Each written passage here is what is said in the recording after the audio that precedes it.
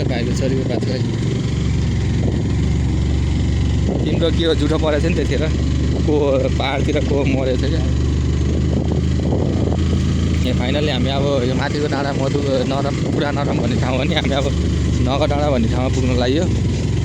साथी हो अब यो नगर डाँडा भनेको जस्ट यो हाम्रो 6 नम्बर वडाको बौद्धगाली 6 को यो सतुकुमा एउटा उ नै हो यो मेन पोइन्ट हो यो चाहिँ पानी पनि पानी नखालिन् त्यहाँ हामी है त्यत्रो खोला आयो अघि समस्या खाने बेला पानी खोजेको थियो पानी खाएकै छैन अब फाइनली अब उहीँ गएर खामला पनि म पढेको स्कुल जाँदैछु है अब साथी म पढेको स्कुल 5 क्लास पढेँ यहाँ पढेको अब यहाँबाट तल जाने बाटो पहिला त यो बाटो थिएन हेर्नुहोस् हामी फाइनली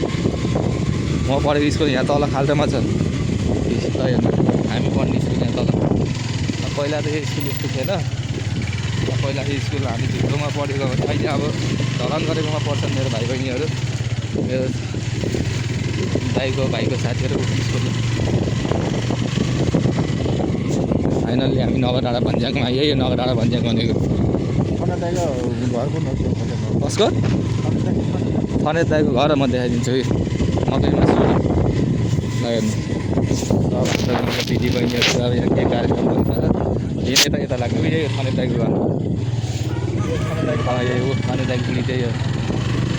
हामी नरमतिर लाग्दैछौँ अब हाम्रो बाजे यहीँबाट खसेर पनि मरेको यहीँबाट खसेर लडेर हजुर सिधै होइन सिधै किन रोको ओ जोकिसक्यो बिहान भान्जा हिँडेको भान्जा जोकिसक्यो रोको फाइनल्ली मेरो गाउँ जाँदैछु है साथी हो त्यो अब आड भन्ने चाहिँ भन्ज्याङको हो त्यो माथि जाने आड भन्ने छ पहिला म त्यसमै भोकोमा 4 बजे छुट्टी भएर भोकोमा त्यो ठाडो उकालो बाटो अहिले त पहिरोले बाटै लैछ नयाँ बाटो बनेछ अहिले यो बाटो भोकोमा दौडिनु मान्छे अहिले बाइकमा आएको छु अहिले हिँड्न म सक्दिनँ के गर्ने यस्तो छ मेरो गाउँ छोडेर गएपछि म कति सुखी भएछु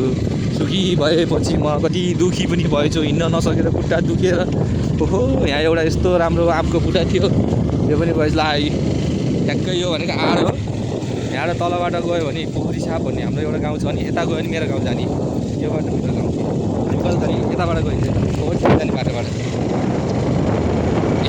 हेर्नु त यो आड भन्ने ठाउँ हो मान्छे हिँड्न नि यस्तो गाह्रो भएछ अहिले त